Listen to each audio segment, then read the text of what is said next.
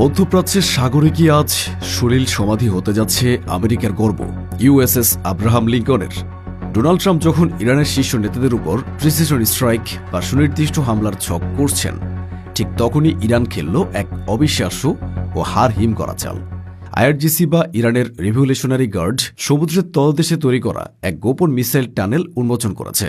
এতদিন বিশ্ব জানত মাটির নিচের মিসাইল সিটির কথা, কিন্তু এবার ইরান দেখালো সাগরের নিচের শহর, যেখান থেকে তারা আমেরিকার ক্যারিয়ারের দিকে সারপ্রাইজ ক্রুজ মিসাইল ছুড়তে প্রস্তুত। এর সাথে যুক্ত হয়েছে চীনের দেওয়া ভয়ঙ্কর DF-21 মিসাইল, যা সামরিক বিশ্বে ক্যারিয়ার কিলার নামে পরিচিত। ট্রাম্পের গোয়েন্দারা যখন রিপোর্ট দিচ্ছে যে ইরান 1979 সালের পর সবচেয়ে দুর্বল অবস্থায় আছে, তখন ইরান পাল্টা হুঙ্কার দিয়ে বলেছে যে কোনো হামলাকে তারা টোটাল ওয়ার বা সর্বাত্মক যুদ্ধ হিসেবে নেবে এবং এমন জবাব দেবে যা 12 দিনের যুদ্ধের চেয়েও ভয়াবহ হবে। ন্যাটো, আমেরিকা আর ইসরায়েল মিলে ইরানকে ঘিরে ফেলেছে।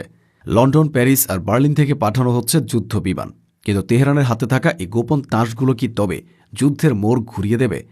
ওয়াশিংটনের ওয়ার রুমে এখন পিন পতন নীরবতা, কারণ তারা বুঝতে পারছে ইরান দুর্বল নয়, বরং তারা শিকারের জন্য ওথ পেতে আছে। ক্যারিয়ার কিলার ও টোটাল ওয়ার, তাহলে কি সত্যি সমুদ্রের তলদেশে লুকানো ইরানের গোপন টানেল থেকে ছুটে আসা ক্রুজ মিসাইলে ডুবে যাবে আমেরিকার বিশাল aircraft carrier USS Abraham Lincoln?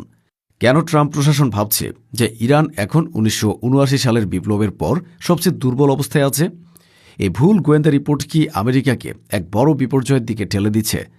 কিভাবে চীন আমেরিকার নাগের ডগা দিয়ে ইরানের হাতে তুলে দিল সেই DF-21D মিসাইল, যা দক্ষিণ চীন সাগরে মার্কিন নৌবহরের ত্রাস হিসাবে পরিচিত? লন্ডন, প্যারিস আর বার্লিন থেকে দোহা ও জর্ডানে পাঠানো টাইফুন, রাফাল আর টর্নেডো যুদ্ধবিমানগুলো কি তবে ইরানের আকাশ প্রতিরক্ষাকে ভেঙে ফেলতে পারবে, নাকি তারা ইরানের নতুন মিসাইলের ট্র্যাপে পা দেবে? আর ইরাকের মিলিশিয়ার নেতা আল কাবি কেন ট্রাম্পকে সরাসরি চ্যালেঞ্জ ছুড়ে বললেন যে তাদের অস্ত্র কেউ কেড়ে নিতে পারবে না? মুজাহিদিনরা কি তবে আমেরিকার ঘাঁটিতে বড় কোনো হামলার প্রস্তুতি নিচ্ছে? এসব প্রশ্নের উত্তর জানতে ভিডিওটিতে একটি লাইক দিয়ে শেষ পর্যন্ত আমাদের সাথেই থাকুন, কারণ আজকের ভিডিওর প্রতিটি তথ্য যুদ্ধের মোড় ঘুরিয়ে দেওয়ার জন্য যথেষ্ট। চলুন ষড়যন্ত্রের গভীরে যাওয়া যাক। ট্রাম্পের প্রিসিশন স্ট্রাইক ও ভুল গোয়েন্দা রিপোর্ট। মিডল ইস্ট আই এবং নিউ ইয়র্ক টাইমসের রিপোর্ট অনুযায়ী ডোনাল্ড ট্রাম্পের টেবিলে এখন একাধিক গোয়েন্দা ফাইল। মার্কিন গোয়েন্দারা তাকে বুঝিয়েছেন যে ইরান সরকার এখন 1979 সালের বিপ্লবের পর সবচেয়ে নাজুক অবস্থায় আছে। তাদের অর্থনীতি ধসে পড়েছে, জনগণের সমর্থন নেই। এ সুযোগে আমেরিকা ইরানের হাই ভ্যালু বা অতি গুরুত্বপূর্ণ কমান্ডার এবং কর্মকর্তাদের উপর প্রিসিশন স্ট্রাইক বা সুনির্দিষ্ট ড্রোন হামলা চালানোর পরিকল্পনা করছে। ট্রাম্প প্রশাসন মনে করছে এ হামলায় ইরানের কোমর ভেঙে যাবে এবং তারা পাল্টা জবাব দিতে পারবে না।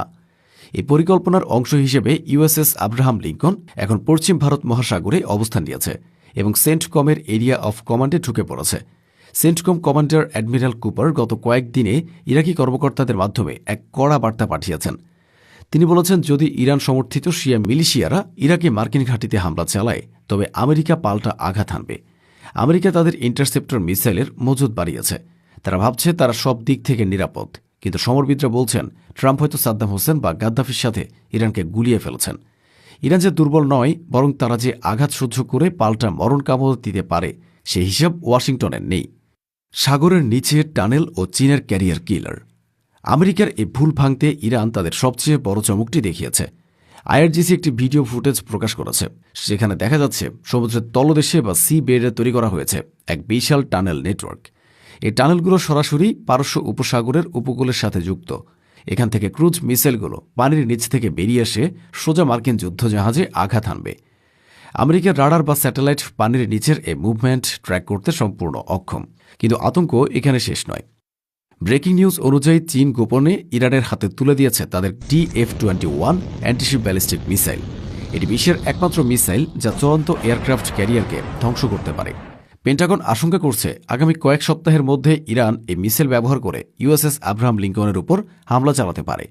চীনের এই মিসাইলটি বায়ুমণ্ডলের উপর থেকে খাড়া নিচের দিকে নেমে আসে এবং এর গতি থাকে শব্দের চেয়ে 10 গুণ বেশি। আমেরিকার বর্তমান ইজিস ডিফেন্স সিস্টেম এই গতির মিসাইল ঠেকাতে হিমশিম খাবে। যদি সত্যি একটি DF-21 আব্রাহাম লিঙ্কনে আঘাত হানে, তবে তা হবে আমেরিকার নৌ ইতিহাসের সবচেয়ে বড় বিপর্যয়। 5000 নাবিকসহ এই বিশাল জাহাজটি কয়েক মিনিটের মধ্যে ডুবে যেতে পারে। চীন ইরানকে এই মিসাইল দিয়ে প্রমাণ করেছে যে তারা আমেরিকাকে শিক্ষা দেওয়ার জন্য ইরানকে প্রক্সি হিসেবে ব্যবহার করছে। শুধু গোপন টানেল বা চীনের মিসাইল নয়, ইরানের রেভলিউশনারি গার্ড বা আইআরজিসি তাদের পারস্য উপসাগরের পুরো উপকূল রেখাকে এক দুর্ভেদ্য দুর্গে পরিণত করেছে। স্যাটেলাইট ইমেজে দেখা যাচ্ছে উপকূল জুড়ে শত শত অ্যান্টিশিপ মিসাইল সিস্টেম মোতায়েন করা হয়েছে। ইরানের নৌবাহিনীকে ফুল অপারেশনাল অ্যালার্ট বা সর্বোচ্চ সতর্ক অবস্থায় রাখা হয়েছে। সমরবিদরা একে বলছেন কোস্টাল ওয়াল অফ ফায়ার বা উপকূলীয় আগুনের প্রাচীর। আব্রাহাম লিঙ্কন বা মার্কিন জাহাজ যদি সীমার 1 ইঞ্চি ভেতরেও ঢোকে, তবে এ প্রাচীর থেকে একযোগে হাজার হাজার মিসাইল ছুটে যাবে। তখন আমেরিকার ইজেস সিস্টেমও বিভ্রান্ত হয়ে পড়বে, কোনটাকে আটকাবে আর কোনটাকে ছাড়বে। ইরান সাগরের নীল জলকে আমেরিকার জন্য লাল রঙে রাঙিয়ে দেওয়ার সব আয়োজন সম্পন্ন করে রেখেছে। টোটাল ওয়ারের হুমকি ও 12 দিনের যুদ্ধের স্মৃতি।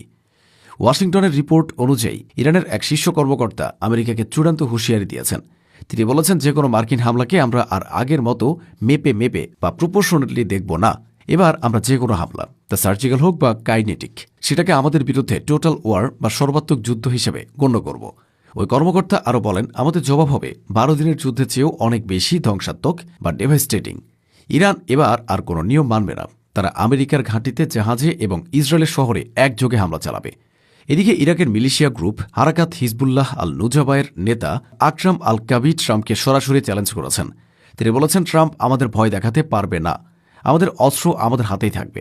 তিনি দাবি করেন তার মিলিশিয়া বাহিনী একটি ডিসিপ্লিনড আইডিওলজিক্যাল ওয়েপন বা সুশৃঙ্খল আদর্শিক অস্ত্র, যা আমেরিকার জন্য রেড লাইন। তিনি ট্রাম্পকে চ্যালেঞ্জ ছুড়ে বলেছেন, চেষ্টা করে দেখো আমাদের নিরস্ত্র করতে পারো কিনা। আল কাবি মনে করিয়ে দিয়েছেন, আইসিসকে তারাই হারিয়েছে, আমেরিকা নয়। তাদের হাতে এখন পবিত্র স্থানগুলো রক্ষার এবং আমেরিকার দখলদারিত্ব শেষ করার দায়িত্ব।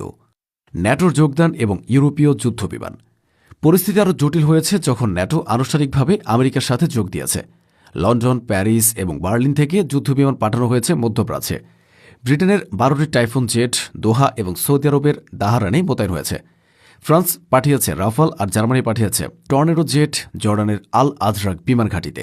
দৃশ্যত মনে হচ্ছে পুরো পশ্চিমা বিশ্ব ইরানের বিরুদ্ধে একজোট হয়েছে, কিন্তু বিশ্লেষকরা বলছেন এটি আসলে আমেরিকার দুর্বলতার লক্ষণ। আমেরিকা একা ইরানকে সামলাতে ভয় পাচ্ছে, তাই তারা ইউরোপীয় মিত্রদের ডেকে আনছে। কিন্তু ইরানের হাতে এই চীনের মিসাইল এবং রাশিয়ার রাডার জ্যামিং প্রযুক্তি আছে। ইউরোপের এই সীমিত সংখ্যক যুদ্ধবিমান কি ইসরায়েলের বিশাল মিসাইল আর্সেনালের সামনে টিকে থাকতে পারবে, নাকি তারা ইরানের নতুন আকাশ প্রতিরক্ষা ব্যবস্থার সহজ টার্গেটে পরিণত হবে? বারুদের স্তূপে আগুন। ঘড়ির কাঁটা এখন টিক টিক করছে। সাগরের নিচে মিসাইল প্রস্তুত, আকাশে যুদ্ধবিমান চক্কর দিচ্ছে, আর ঘাঁটিতে মুজাহিদিনরা তাদের অস্ত্র সানিয়ে নিয়েছে। ট্রাম্প কি তার গোয়েন্দাদের ভুল রিপোর্ট বিশ্বাস করে হামলায় যাবেন, নাকি চীনের ক্যারিয়ার কিলার মিসাইল দেখে পিছু হটবেন? সমুদ্রের তলদেশের ওই টানেল কি আমেরিকার জন্য মরণ ফাঁদ হতে যাচ্ছে? আব্রাহাম লিঙ্কন কি ভাসবে নাকি ডুববে? দর্শক, আপনার কি মনে হয়, ইরানের এই নতুন অস্ত্রগুলো কি আমেরিকাকে থামাতে পারবে, নাকি ট্রাম্পের জেদ তৃতীয় বিশ্বযুদ্ধের সূচনা করবে? আপনার মূল্যবান মতামত কমেন্টে জানান। ভিডিওটি ভালো লাগলে লাইক দিন এবং শেয়ার করে সবাইকে সতর্ক করে দিন। দেখা হবে যুদ্ধের ময়দান থেকে পরবর্তী আপডেটে। ততক্ষণ পর্যন্ত আল্লাহ হাফেজ।